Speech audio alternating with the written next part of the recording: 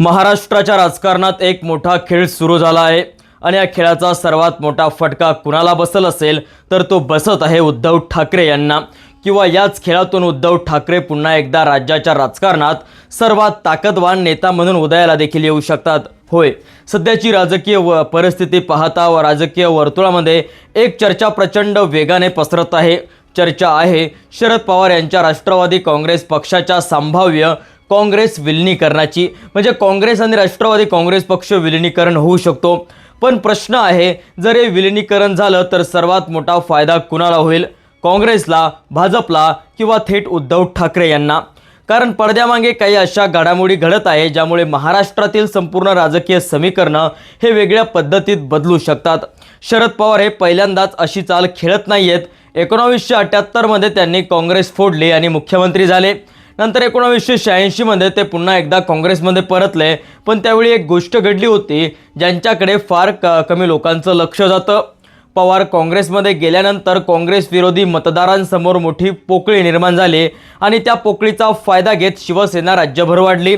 बाळासाहेब ठाकरे यांनी ग्रामीण महाराष्ट्रात प्रवेश केला आणि शिवसेना एक मोठी ताकद बनली। पण पुन्हा इतिहासाची पुनरावृत्ती आता होत आहे का, हा प्रश्न सातत्यानं पडतो। कारण आजही अशीच परिस्थिती तयार होताना दिसत आहे। एका बाजूला शरद पवारांच्या पक्षाला पक्ष फुटीनंतर अनेक आव्हानांना सामना करावा लागत होता, तर दुसरीकडे भविष्यातील नेतृत्वाचा प्रश्न आता निर्माण झाला। त्यामुळे काँग्रेसमध्ये विलिनीकरणाचा पर्याय गांभीर्यानं चर्चेत आल्याचं सांगितलं जात आहे।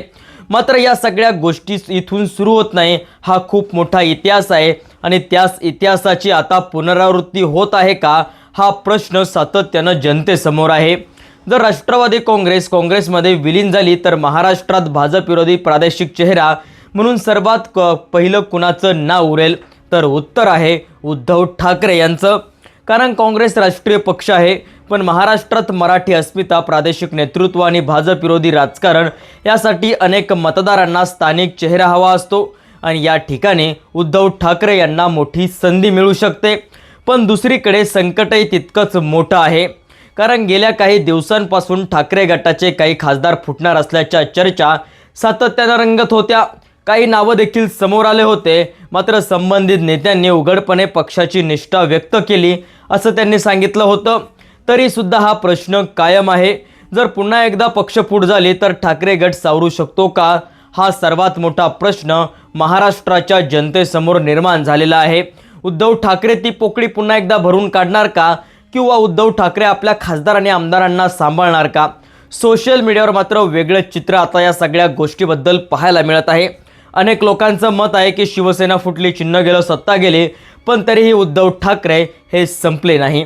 लोकसभा निवडणुकीत ठाकरे गटाने अनेकांना धक्का देणारी कामगिरी केली, त्यामुळे अजूनही त्यांच्या मागे एक मोठा मतदार वर्ग उभा असल्याचं दिसतंय।